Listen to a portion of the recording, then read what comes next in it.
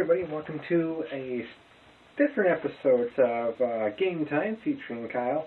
We're just going to be talking a couple minutes here about E3 2013. Just kind of giving some thoughts. I took some notes, and if you haven't seen anything from the big event, definitely there will be some spoilers.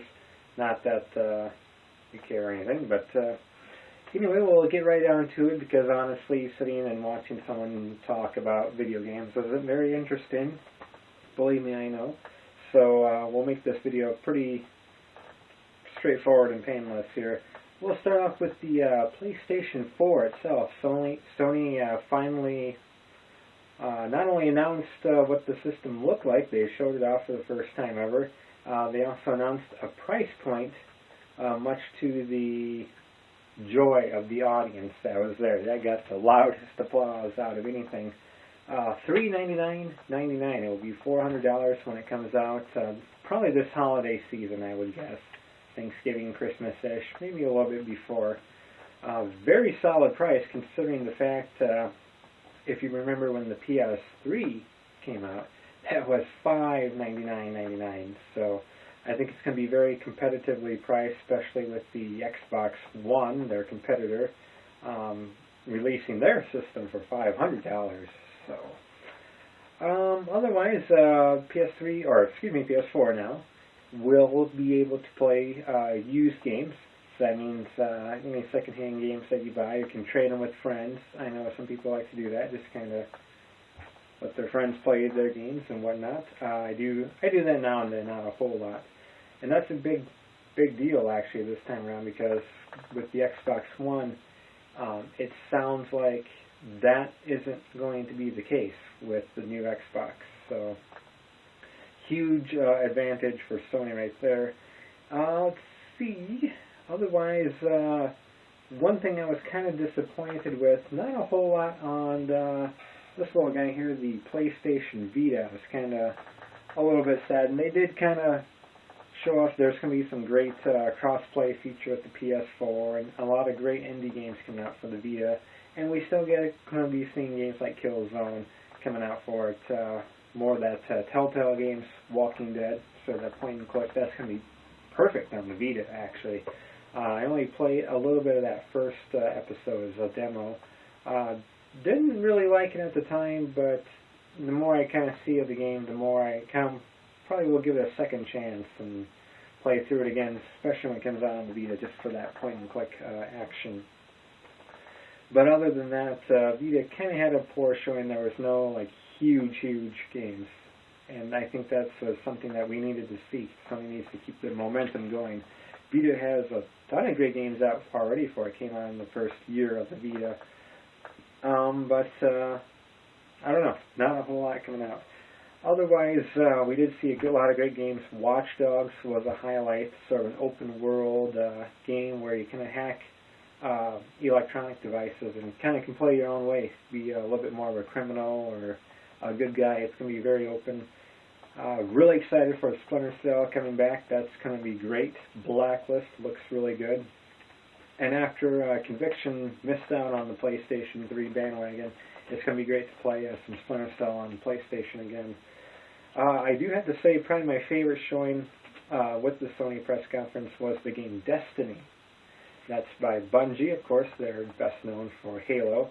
And seeing the gameplay, it did look a lot like, it did resemble Halo quite a bit, only a little bit, some changes here.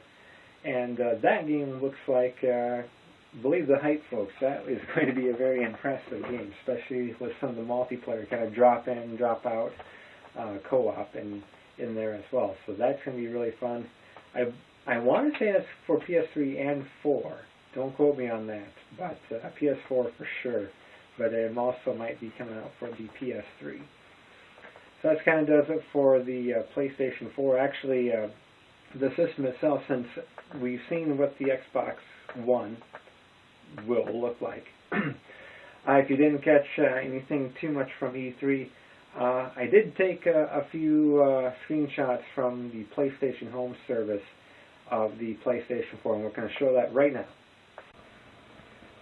Okay, a quick look at the Sony PlayStation number 4 coming out this holiday season, 2013. Really looking forward to that. There's the logo, not much has changed there, kind of the same. The actual PS4 itself, there's the nice Sony logo, some PlayStation 4, couple quick USB ports there. There's where the actual disc will go. It looks like a very small system overall. There's kind of the side of it, nice parallelogram. It's going to be pretty cool. There's the top view of it, kind of a nice sleek finish there. Looks like a little LED light. Going to be flashing blue or maybe some different colors. It'll be lit up. There it is next to the PS4 controller, and pretty much what looks like going to be like a PlayStation Eye or something, kind of like the Kinect for the 360, only maybe even better. And that's why I said the system itself is pretty small. You can kind of tell by the controller next to the actual PS4. Not a very big thing at all. It looks very futuristic. Kind of gotta like that.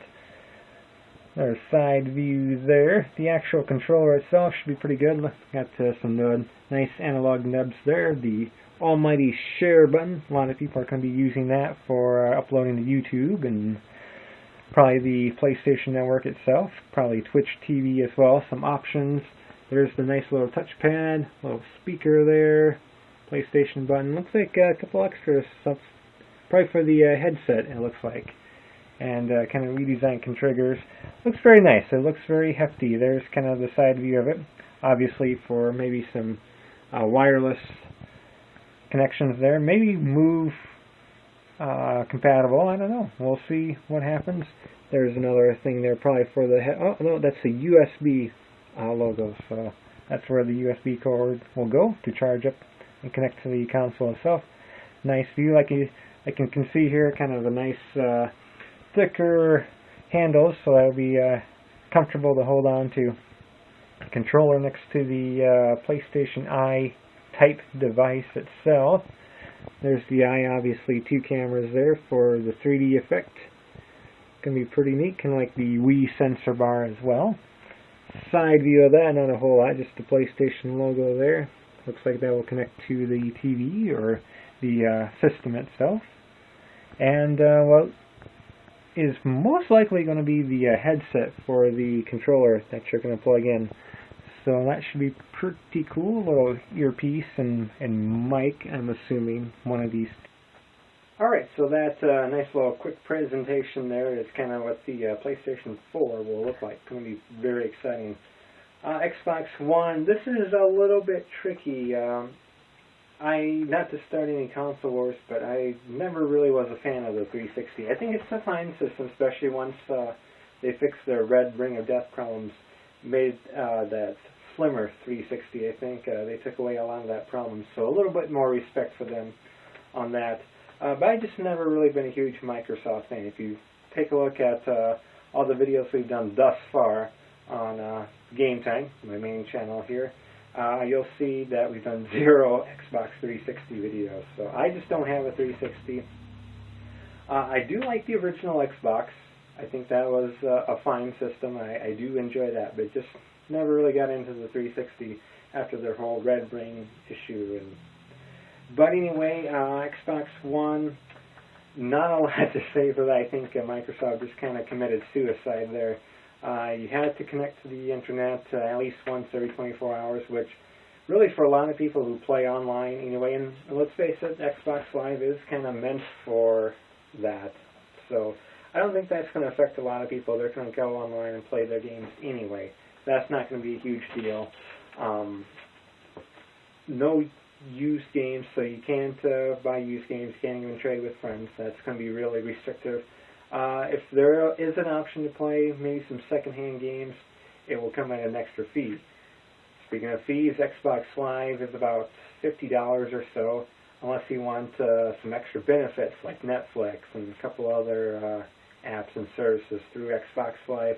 Then we're looking at maybe a $60 plus membership for that. So, I don't know. Microsoft really is shooting themselves in the foot. As well, their system's $500. It's even more than the PS4, so smart move from Sony to kind of downprice that a little bit. But we'll see what happens. There's the Xbox One, and that's a bad name. There's already a for Xbox One. It's called the original one. But there's already an install fan base. There's going to be a lot of hardcore Xbox fans out there who will be purchasing it no matter what. They're going to go online daily to play anyway, so that's not going to be a huge deal. So the system, I think, is going to do okay right off the bat. I think it's going to be just fine.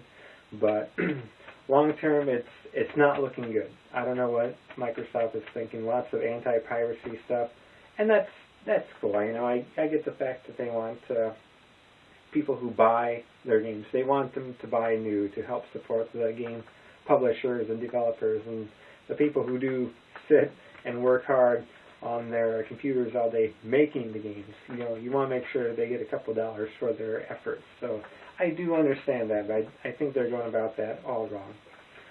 Alright, so let's finish up with Nintendo then. Lots of great stuff for the Wii U. Yeah, it is Wii U now. And 3DS. I said, even before E3 started, I bet Nintendo's going to show off the new Mario Kart. I think that's going to really help push the Wii U. People will get a Wii U to play some Mario Kart. And lo and behold, look at that. Mario Kart 8. They showed that off. Looks pretty trippy, Mario Kart 8. It's all anti-gravity and you're flying all over the place. But using the 3DS version, because now you can get a boat and plane features. You can go in underwater, in water, you can fly. So it's going to be pretty cool, I think. And with online capabilities, go with your friends. Hopefully this time around, Mario Kart 8 will have some downloadable content with extra characters and tracks. I think that Nintendo really does need to kind of get on the ball on that. Not that it's all about DLC. You want to put as much as you can on the actual disc itself. I think if you have some great content, just put on the main disc. Make that much better. Don't worry about DLC until near future. So we'll see how that goes. 2 Zelda games were shown. I'm really excited about this. Wind Waker HD. I guess 10th anniversary of Wind Waker. They're remaking it in high def and doing it for the Wii U. That should be okay. I think that's going to be a system seller for some people. I wouldn't buy a Wii U just to play Wind Waker again, but seeing kind of some comparison videos, it does look really nice. Not to mention Wind Waker did have the best music in any Zelda game, so it's going to be great. The one I'm really looking forward to is for the 3DS. I will get a 3DS just to play this game. Legend of Zelda, Link Between Worlds. When it was first announced and first shown off, it was kind of called Link to the Past 2, and sold. I mean, that sold me on that already. I love Link to the Past, and it's going to be great to kind of see somewhat of a sequel to that on the 3DS. New Yoshi game for the 3DS, some new Pokemon. Actually, Pokemon X, Pokemon Y. I still love the old school Pokemon, like Red, Blue, Yellow. I kind of got into the Gold and Silver, but after that, I kind of got away from it a little bit. And I've always been looking for a way to return to the Pokemon universe, and I think these games might do. They look pretty good. Of course, let's not forget they did do a Red and Green remake of the originals a little while ago. So maybe I'll start back there and work my way up as far as Pokemon goes. And lastly, want just on the Nintendo front, talk about Smash Brothers 4. When they did show it off, they didn't really give it any names. I was very, very concerned it's going to be called Smash U. You know, they're putting their letter U and everything. Smash Brothers U. I was like, Nintendo, please don't do that. You're already putting U in quite a bit of game titles. Please don't call it Smash U. And lo and behold, they're just, I guess, so far when they announced it, just Super Smash Brothers is the name of it. For 3DS, Super Smash Brothers for the Wii U. 3DS kind of looks weird. It's a little more cartoony. We'll see how that one plays out. I will get it for the 3DS. That's no question. Smash Brothers on the go. Come on. And for the Wii U, looks really great. They did show off 2 new characters other than their traditional Mario, Link, Samus, Pikachu, Star Fox, Kirby, Donkey Kong. Aside from a lot of those classic characters, they also showed off Villager from, I guess, Animal Crossing. There, it looked like they gave him some interesting power-ups, like the balloons from the classic NES game Balloon Pop. Kind of looked like that dude in there. And oh man, after they show that, you better stay tuned because a new challenger approaches. And here's a spoiler. It is Mega Man. Oh, I'm so excited. And not bad box art Mega Man from Street Fighter Cross Tekken, you know, old, fat, ugly Mega Man. I don't know what they were thinking there. It's a good troll, though. Good troll. But the classic blue robot Mega Man in Smash Brothers. Oh, I'm so excited to play as that. I think I found a new favorite. I can't wait for those Mega Man / Samus tag teams. That's going to be great. So, huge plus. Thank you, Capcom, for putting in the real Mega Man in Smash Brothers. I can't wait. Makes me wonder what else. If Capcom is putting Mega Man in there, I wonder what other characters they could put. Maybe Amaterasu from Okami. I think Arthur from Ghosts and Goblins. That could be a good addition as well. We'll see. Time will tell. But with Nintendo, I think doing a lot of the DLC, lots of extra characters, and maybe some new maps through the downloadable content. They need to do that, help support the game going, and that's going to be awesome. Alright, in closing, oh, by the way, after I get done with my in closing, I do have a special bonus video as well. I didn't get a chance to go to E3, and no one's going to invite me, but thanks to PlayStation Home, sort of that online interactive Sims online sort of knockoff that Sony does on the PS3, they did recreate the Sony booth on PlayStation Home, so you can kind of go and wander around. It's fully recreated. You can't actually play the games, but you can see kind of how they were arranged and see screenshots from the games, and in some cases gameplay videos and game trailers on there as well. And if you are a fan of Home, you do get a lot of free items just by doing some quests through PlayStation Home. So overall, what was my favorite things about E3? A couple things. New Smash Brothers. I got a Smash Brothers Melee, GameCube just to play Smash Brothers Melee. And quite honestly, I got a Wii just to play Smash Brothers Brawl. It came out a few months after I did get my Wii, back when they were a little bit harder to find. So Brawl was a huge hit. And lo and behold, I'm probably going to get a Wii U just to play the new Smash Brothers games. Unfortunately, something like Mario Kart 8 and the new Smash Brothers don't come out until next year, 2014. Sad face. So we still got a little bit of a wait, and we'll see. Hopefully they'll have a little bit of a price drop on the Wii U for that. Not to kind of go with the flow, go with everyone else saying, oh, Destiny was a great game. But I think it's going to be a great game. I really am excited to play some Destiny, and Bungie has done great. I do like the Halo franchise, especially the first two. Kind of got away from it a little bit. Halo ODST, playing at a friend's house, was a nice change. It was a little different for a Halo game, but it was a good difference. And of course, I think it peaked with Halo Reach. So really looking forward to Destiny. I think it's going to be great. And there will be some PS3, PS4 exclusives in that game.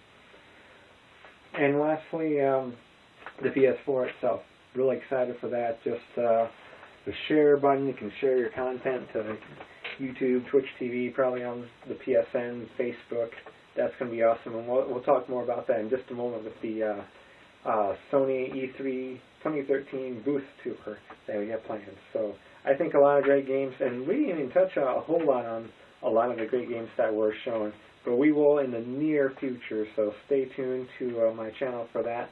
We'll be talking a little bit more about the games themselves from E3 in a near future videos. So other than that, thanks for watching, everybody.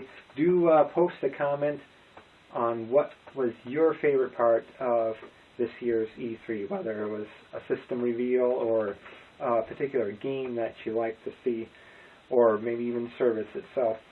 Definitely comment below and leave what your favorite part of E3 was. Really like to hear that. Otherwise, I'm done for now. We do have about a 3-minute tour of the Sony E3 booth coming up next in PlayStation Home. Just a fun little extra, so stay tuned right now to enjoy. Alright everyone, as I did mention previously, I had a chance to visit E3. Again, not in person, but through a nice little new space here in PlayStation Home. Unfortunately, it's only up for probably just a week, the week of E3, but here in PlayStation Home they kind of recreated the entire space that Sony had at E3. And let's take a quick tour. We'll probably just do a 2 to 3 minute tour here. We got all kind of the fun latest PlayStation 3 games. For example, Last of Us is right here. We have some Armored Core, for those of you who are fans of that. Never got into that series myself. Tekken Revolution, some more Last of Us. And unfortunately, you can't actually play the games. They're just kind of screenshots. But it's pretty cool. You can kind of see right here the little PS3s lined up with their TVs. Over here, I believe it's Gran Turismo 6. Yep, and there's the kiosk for Gran Turismo 6. And yeah, like I said, they just kind of recreated the entire space. More Armored Core there. That we see at the actual E3. Kind of recreated it here in the virtual world. Here's some sections for the PlayStation Vita. And more screenshots. This is for... what? Ho-ho-come? Need to dive more into that game. Dive Kick is right there, sort of a simplistic fighting game. Looks pretty unique though, I'll give it that. Some Walking Dead. The point and click adventure from Telltale Games. Pretty fun game there. PlayStation Vita info kiosk, and again, kind of got some Vitas laid out. Actually, once you kind of dive into more of the tour, you do get a Vita itself. I'm going to show you that here. If I have it in my hand. Here we go. I have to go to this. And yeah, it's kind of like a first-person Vita view. That's actually pretty cool. I do have a Vita, and yep, that is what it looks like. So a great feature there, actually. Some Killzone Mercenaries. That's going to be a first-person shooter on the Vita, coming out pretty soon, I would imagine, in the summer or going into the fall. Blacklight Retribution. Some more fun games here. This is a PS4, I believe. Yep, the PS4 logo there. So we have that. You can just see the controllers lined up, not the actual system itself. Kind of the quest station. Pretty much the E3 space is one giant quest you can do for some complimentary items here in PlayStation Home. That's kind of where the cape came from that I'm wearing. I haven't done all of them. I'm really not just big into the quest because after the first few, they sort of lost their uniqueness. It is kind of the same things over and over, and I'm just not a huge item collector here in PlayStation Home. So I got a couple of fun things, got a couple free items, and just here for the atmosphere more than anything. Here's Watch Dogs. That was a spectacular showing at E3. It looks really good. That might be a must-have game. And more Infamous, Second Son, going to be coming out for the PS4. Sort of continuing the Infamous story after Cole from Infamous 2, and the what was that add-on content there? The one where he's a vampire. I forget, right? Okay, sorry. And yeah, just kind of some areas to chill out. Very colorful. More places to sit up here. They really did recreate everything. I actually really like these tables and chairs. Get a close-up view there. Kind of a nice Sony chair, but the tables, it's a little bit hard to see on the video, but they do have the PlayStation logo centered on the table. It's just a small logo, but pretty cool. And lastly, to finish up the video here, we go up these stairs here and can kind of find out more about the Music Unlimited program.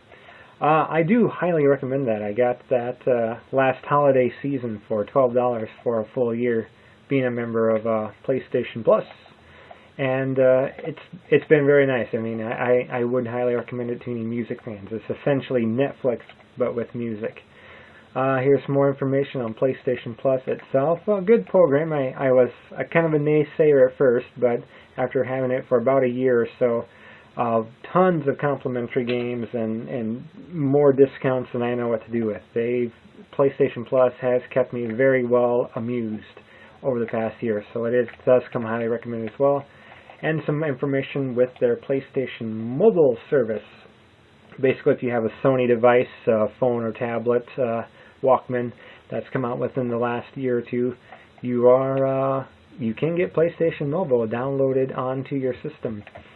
As well as some other third-party companies that you can get PlayStation Mobile with that Sony kind of partnered with. I know HTC is one. A couple HTC phones have the ability to do some PlayStation Mobile, as well as, I believe, WikiPad and Asus, sort of that tablet company. Just a couple of them. Definitely check out PlayStation Mobile. Just do a Google search and you can find a list of all compatible devices. I do like the games that are on there. And Beyond Two Souls, that looks very, very impressive. And we end with Diablo 3, coming out for PS3 and PS4, I believe. So that's kind of the Sony E3 booth on PlayStation Home. Kind of, you have to admit, a very nice recreation of the actual thing. So it's a really cool feature. So thank you everybody for watching. I'm trying to line myself up so I can say goodbye in style. There we go. Thanks for watching everybody. Take care and we'll see you later. Thanks for watching.